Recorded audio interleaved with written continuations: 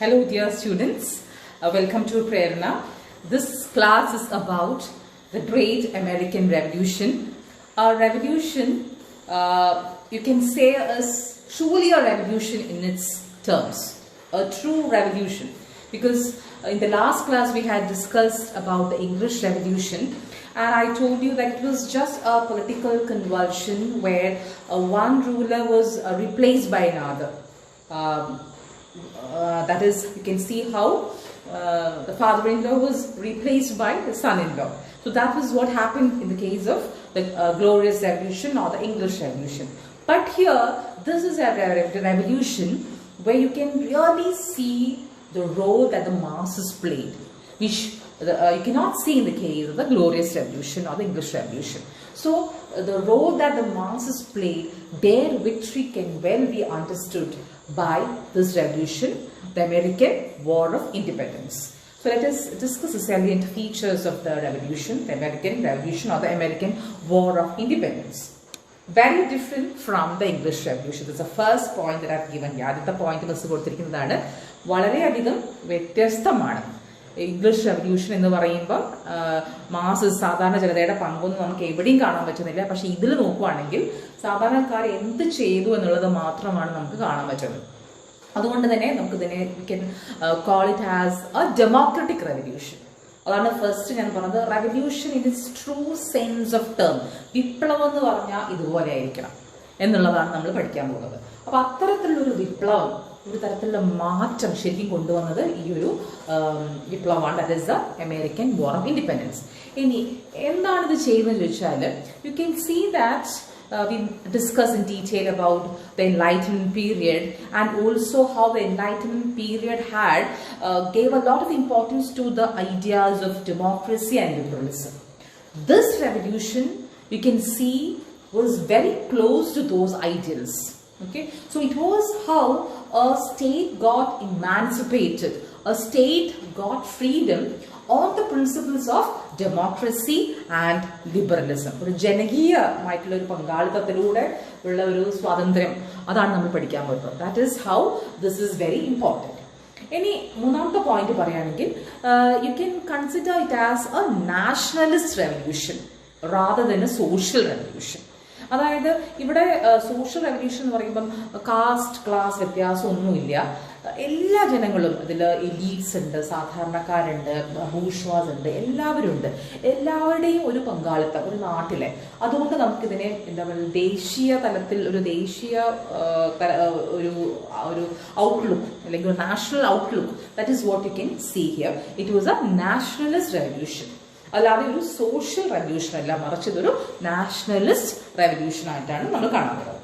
Okay, പിന്നെ നമ്മൾ കാണാൻ നാലാമത്തെ പോയിന്റ് എന്ന് പറയുന്നത്, you can see the role of the bourgeois, that is the middle class, the mercantile community and those who opposed the traditional feudal absolutist system. That can also be seen. പിന്നെ നമ്മൾ കാണാൻ അഞ്ചാമത്തെ point ആയിട്ട് miss പറയുന്നത് എന്താ വെച്ചാൽ, നമുക്ക് ഇവിടെ കാണാൻ പോകുന്നത് emergence of world power. That was the United States of America, the power which was to dominate the world politics in the 20th century, which continues to dominate even now. അത്തരത്തിലൊരു രാജ്യത്തിന്റെ തുടക്കം, ഉത്ഭവമാണ് നമ്മളിവിടെ കാണാൻ പോകുന്നത്. The contribution, the interventions, the prominence of this particular country in the affairs of the world begins here with this revolution. So you can see how the emergence of the USA can be seen with the victory of the people through this revolution. So these are the important features. അല്ലെങ്കിൽ നമുക്കൊരു American revolution എന്ന് പറയുമ്പോൾ അതിൻ്റെ ഒരു general ആയിട്ടുള്ള ഒരു ആമുഖമാണ് miss ഇവിടെ നിങ്ങൾക്കായിട്ട് പറഞ്ഞിട്ടുള്ളത്. ഇനി നമുക്ക് നോക്കാം എവിടെയാണ് ഉണ്ടായിട്ടുള്ളത്. ഓക്കെ, ഇതൊരു മാപ്പ്, സാധാരണ ഒരു മാപ്പാണ്. പ്രപ്പോർഷൻ വൈസ് ഒക്കെ ഇപ്പം നിങ്ങൾക്ക് എന്താണെന്നൊക്കെ തോന്നും, പക്ഷെ ഒരു map just for you to know where the USA is. അപ്പോൾ USA എന്ന് മാർക്ക് ചെയ്തിട്ട് കാണാം, that is the place that we're going to discuss today and also in the next class. I think 1 or 2 classes I would need to finish this discussion about this revolution.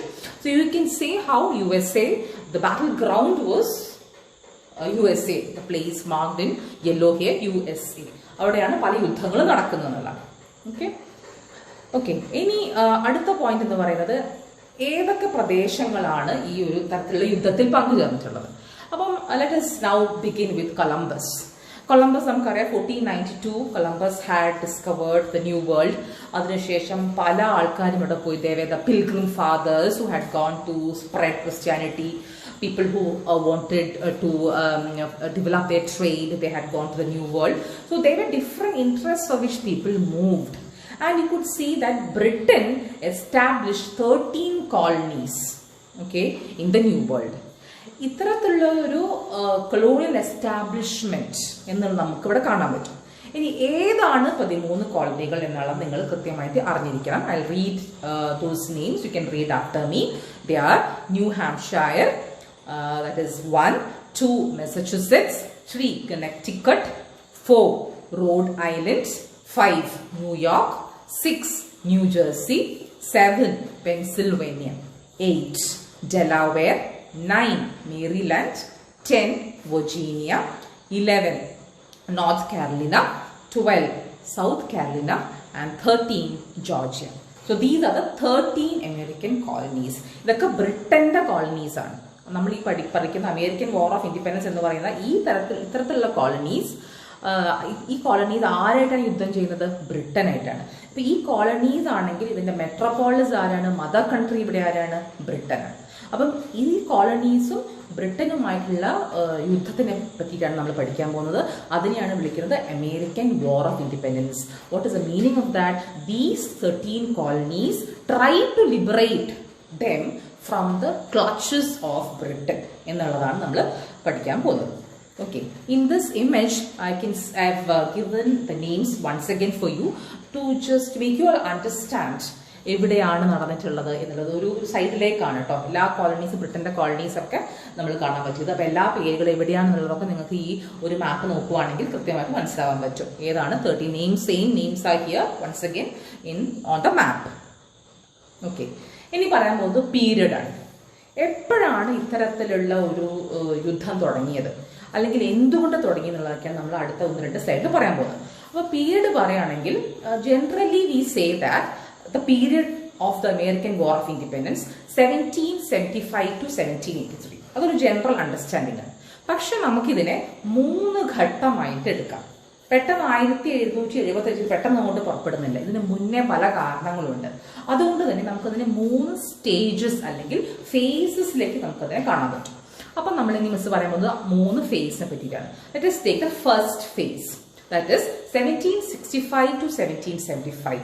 ഞാൻ നേരത്തെ പറഞ്ഞ പീരീഡിന്റെ മുമ്പേ ഒരു 10 വർഷക്കാലമുണ്ട്. ഈ കാലഘട്ടത്തിൽ എന്താണ് സംഭവിക്കുന്നത്?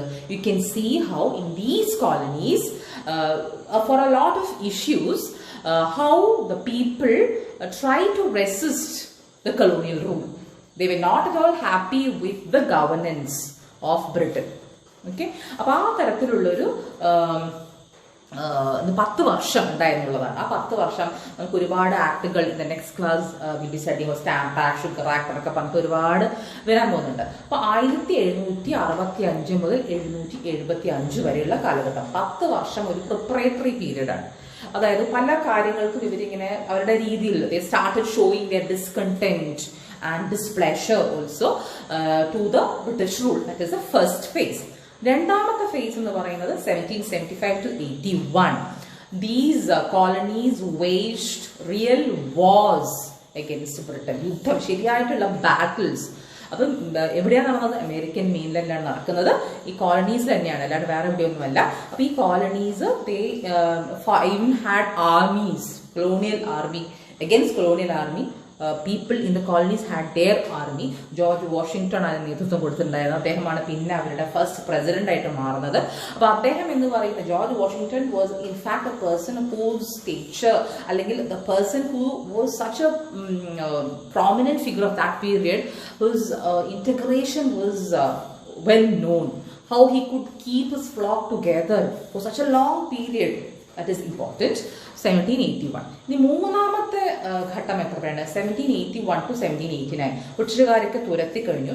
അതിനുശേഷം ഉണ്ടായ പ്രശ്നങ്ങളാണ് the creation of federal state. ഈ കോളനീസ് ഒക്കെ പല ചെറിയ ചെറിയ കോളനീസ് ആണ്. They had their own problems. അപ്പം ഇതിലൊക്കെ ഒരുമിച്ച് കൊണ്ടുവരണം. അപ്പൊ അതിന് ഒരു ഫെഡറൽ സ്റ്റേറ്റ് ആയിട്ട് എങ്ങനെ ഇത് അമേരിക്ക മാറി?